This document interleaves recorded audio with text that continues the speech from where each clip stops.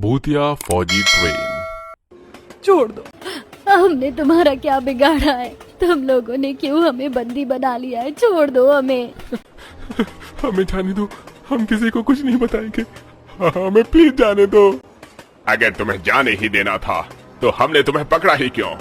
जब तक तुम लोगों में से किसी को मार नहीं देते तब तक ये सरकार हमारी बात नहीं सुनेगी। तुम्हारे देश की सरकार ने हमारे कई साथियों को बंदी बना लिया है। अब जब तक वो हमारे साथियों को नहीं छोड़ेंगे हम तुम्हें नहीं छोड़ेंगे। सिर्फ कुछ घंटे हैं उनके पास। अगर हमारे साथी वापस नहीं आए तो तुम लोगों में से एक एक की लाश जाएगी इस ट्रेन के बाहर। कुछ आतंकवादियों ने ट्रेन में बैठे पैसेंजर को बंदी बना लिया था। वहीं भारत देश के बॉर्डर पर तैनात फौजियों, आज तक हमने इस देश के लिए अपनी जान दांव पर लगाई है।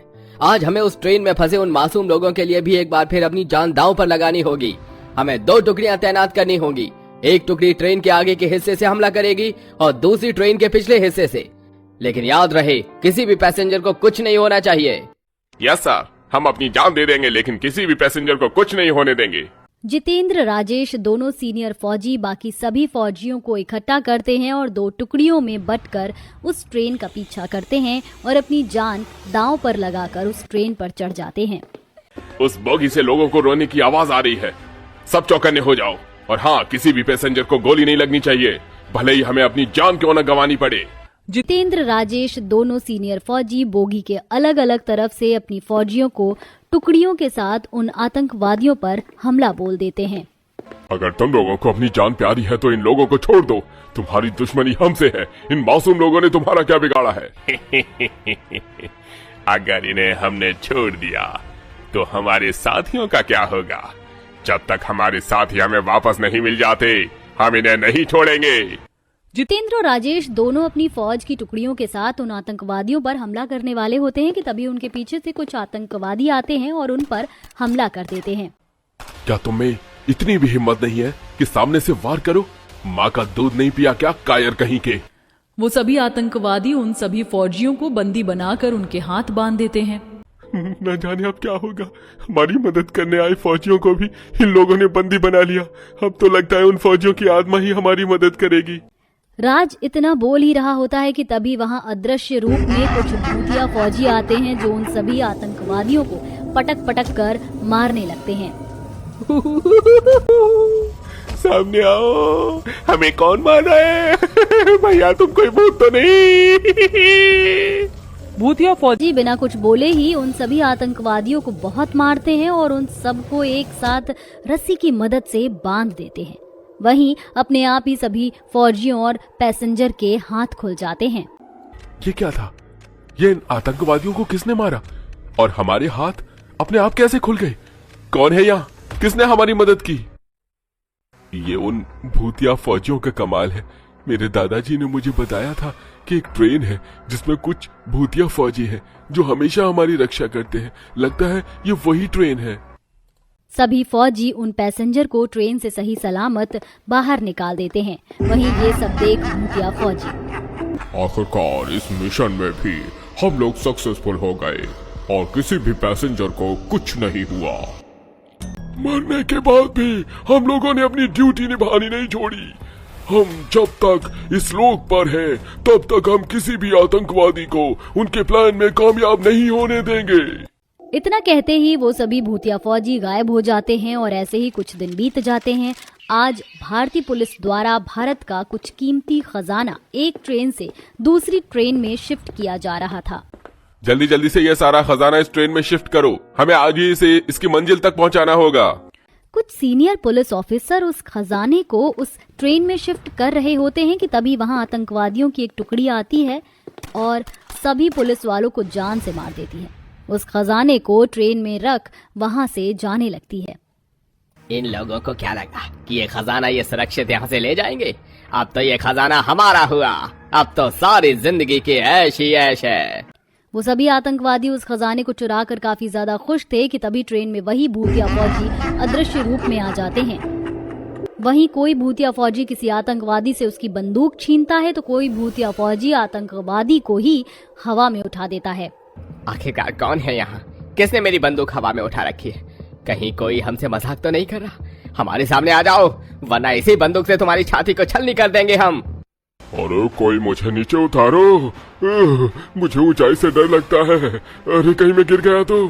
उन आतंकवादियों की बात सुन वो सभी भूतिया फौजी आखिरकार उनके सामने आ ही जाते हैं।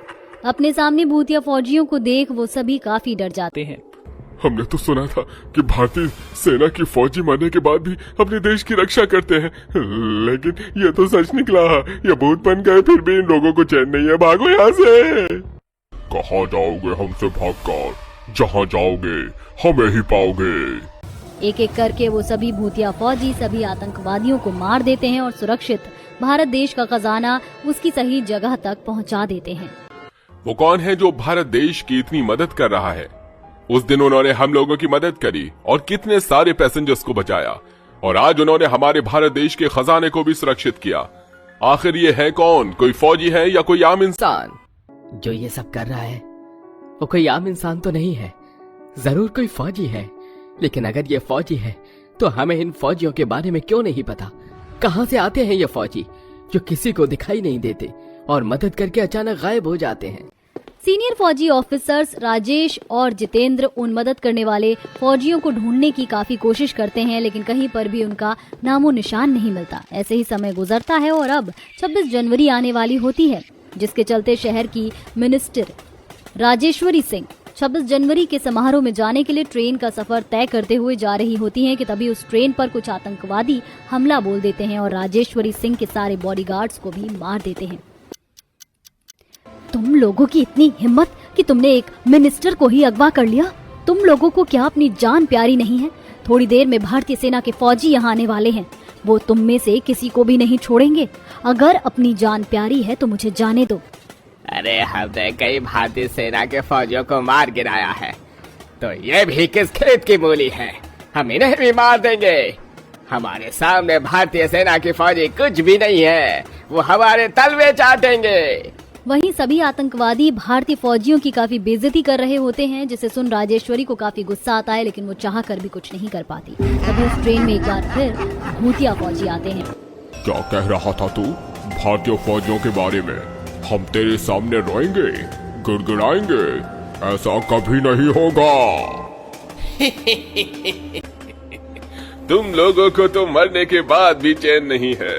भूत बनकर भी अपने देश की रक्षा कर रहे हो। आखिरकार ये देश ने तुम्हें दिया ही क्या है? ये देश, ये पता नहीं हमारा सब कुछ है। इसके लिए हम अपनी जान दे भी सकते हैं और ले भी सकते हैं। सभी फौजी एक एक कर उन सभी आतंकवादियों को मार गिराते हैं। मुझे जाने दो, मैं तुमसे अपनी मौत की भीख मांग रहा हूँ। मुझे मत मारो। अभी तो थोड़ी देर पहले तू कह रहा था कि हम भारतीय फौजी तेरे पैरों में गिड़गिड़ाएंगे और मौत की भीख मांगेंगे, लेकिन देखा उल्टा हो गया।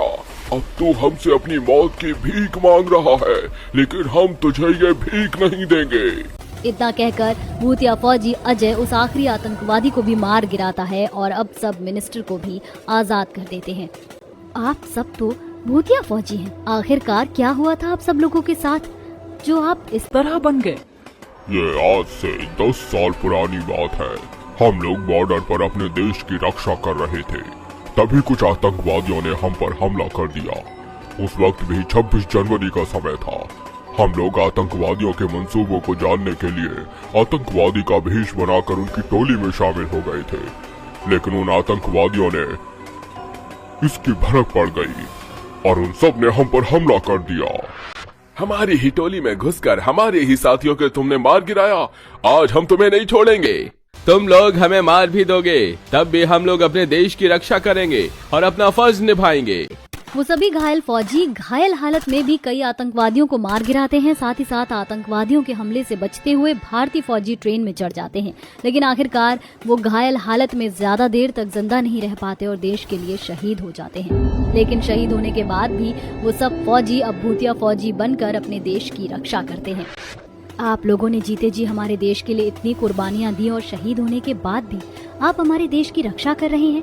आप फौजियों को तो सलाम है। राजेश्वरी 26 जनवरी के समारोह में पहुंचकर उन सभी फौजियों को श्रद्धांजलि देती है। वहीं आज भी वो सभी भूतिया फौजी अपनी भूतिया ट्रेन में देश की रक्षा करते हैं और आतंकवादी के मंसूबों को भी नाकामयाब करते हैं।